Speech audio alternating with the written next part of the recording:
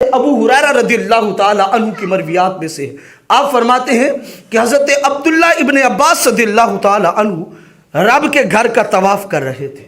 رب کے گھر کا طواف کرتے کرتے ایک شخص کو دیکھا جو طواف کے دوران، حالت احرام میں طواف کے دوران کچھ اور نہیں پڑھ رہا تھا، بلند و بالا آواز سے بس حضور پہ درود ہی پڑھ رہا تھا، حضور پہ درود ہی پڑھ رہا تھا۔ حضرت عبداللہ ابن عباس کہتے ہیں میں آگے بڑھا اور میں نے کہا اے بندہ خدا، تجھے آداب طواف کا علم نہیں، بس تو یہاں درود ہی پڑھ رہا ہے اور کچھ نہیں پڑھ رہا۔ تو وہ آگے سے رک کے ٹھنڈی سانس لیتے ہیں اور فرماتے ہیں تو ہے کون؟ حضرت عبداللہ ابن عباس فرماتے ہیں، اپنا تعارف کرواتے ہیں، میں فلاں ہوں۔ تو وہ آگے سے کہتے ہیں اگر تجھ جیسا عظیم کوئی شخص نہ ہوتا تو میں کبھی اس راز کو نہ بتاتا۔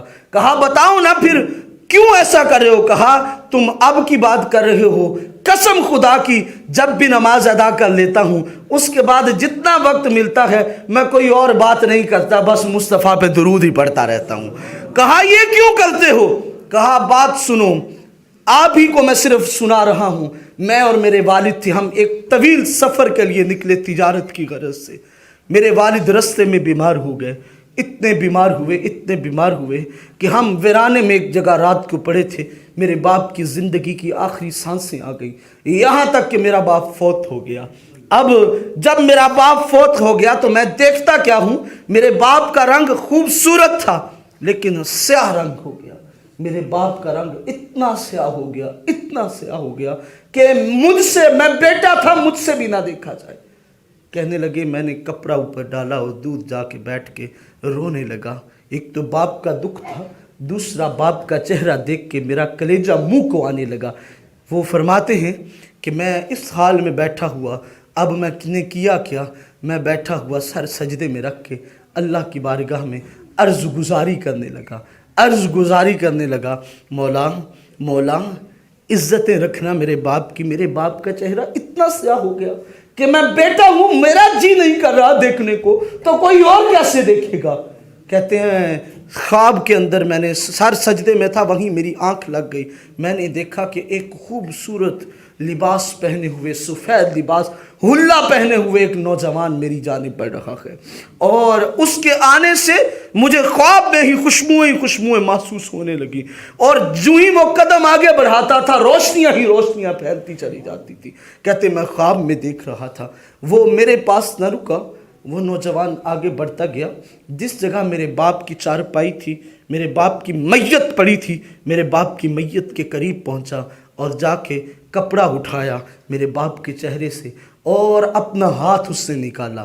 فرمانے لگے کہ وہ ہاتھ اتنا حسین تھا، اس ہاتھ کی برکت سے پوری اندھیری رات ایسے لگتا تھا جیسے صبح ہوگی اور دن کا اجالا ہے اور سورج پورے اپنی آب و تاب پہ ہے اور روشنی ہی روشنی محسوس ہونے لگی، اتنی نورانیت تھی اس سے۔ کہنے لگے وہ ہاتھ میرے باپ کے چہرے پہ پھیرا۔ کہتے ہیں میں خواب میں تھا، جب وہ جانے لگے تو میں آگے بڑھ کے قدموں میں گر گیا۔ میں نے کہا اے بندہ خدا، تو کون سا اتنا مہربان ہے کہ جو آیا ہے اور آ کے میرے باپ کے چہرے پہ ہاتھ پھیر رہا ہے۔ تیرے ہاتھ کی برکت سے میرے باپ کا جو سیاہ چہرہ تھا وہ نورانیت میں تبدیل ہو گیا ہے، آخر تو مجھے بتا تو صحیح ہے کون ہے؟ تو وہ آگے سے کہتے مسکرائے۔ کہنے لگے وہ مسکرانا کیا تھا؟ وہ دانت کھلے تھے تو ایسے لگ رہا تھا جیسے نور گر رہا ہو، دانتوں سے ایسا نور نکلا کہ اس نور نے میرے من کو اس طرح ٹھنڈا کیا اور نورانیت پہنچائی کہ میں حیران رہ گیا۔ میں نے کہا بتائیں تو صحیح آپ اتنی عزت و شرف والے کون ہیں؟ تو وہ آگے سے مسکرا کے کہتے ہیں مجھے نہیں پہچانا، میں تمہارا نبی محمد مصطفیٰ ہوں، میں تمہارا نبی ہوں۔ فرمانے لگے میں نے کہا آپ نے کرم کیا، تو اس کرم کی وجہ کیا ہے؟ میرے باپ کے چہرے کا رنگ اتنا تبدیل ہوا تھا کہ مجھے جیسے بیٹے کا دل نہیں کر رہا تھا کہ اپنے باپ کا چہرہ تک لوں، اور اب اتنا خوبصورت ہے میرا من بھاتا ہے اپنے باپ کا چہرہ تکی جاؤں، آخر توجہ کیا ہے؟ تو آگے سے میرے اور آپ کے آقا فرمانے لگے بات یہ ہے بیٹا، تیرا باپ ہر چند کے گناہ گار تھا لیکن اسے جب بھی وقت ملتا تھا الگ ہو کے مجھ محمد پہ درود پڑھا کرتا تھا، مجھ پہ درود پڑھتا تھا، بس اس نے मुझ पे दुरूद को कभी पढ़ना भूला नहीं था।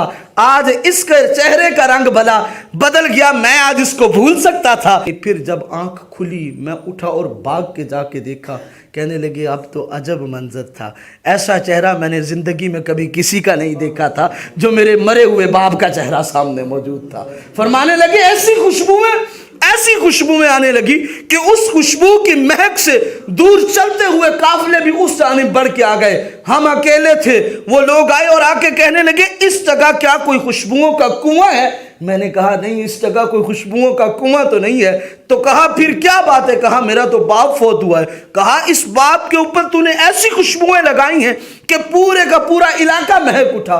कहा कसम खुदा की मैं तो मुसाफिर हूँ, मेरे पास तो कफन के लिए कपड़ा भी नहीं, तुम खुशबुओं की बात करते हो, मैंने कोई खुशबू नहीं लगाई।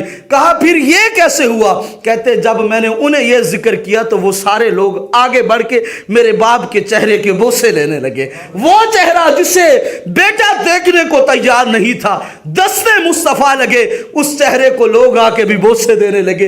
ये मुकाम किस वजह से मिला? ये मुकाम इस वजह से मिला कि उस बंदे ने कभी महबूब पे दुरूद पढ़ना भूला नहीं था। वो बंदा अपनी जुबान का विर्द हुजूर पे दुरूद पढ़ने के साथ अपनी जुबान को तर रखता था। भाई अपनी जुबानों को हुजूर पर दुरूद पढ़ने के साथ तर रखें। जब वक्त मिल जाए अलग थलग हो के बैठ जाएं, हुजूर पे दुरूद पढ़ें। याद रखिएगा मेरे हुजूर दुरूद सुनते भी हैं। मेरे हुजूर दुरूद के बदले जब तुम सलाम है दुरूद हकीकत में सलाम भेजते हो हुजूर पे, तो मेरे हुजूर उसका जवाब भी अता फरमाते हैं। और सिर्फ जवाब नहीं, मेरे हुजूर पढ़ने वाले को भी जानते हैं, उसके बाप को भी जानते हैं, उसकी माँ को भी जानते हैं। मेरे हुजूर सारों को जानते हैं, कौन कौन पढ़ रहा है, किस जगह से पढ़ रहा है, किस अंदाज में पढ़ रहा है।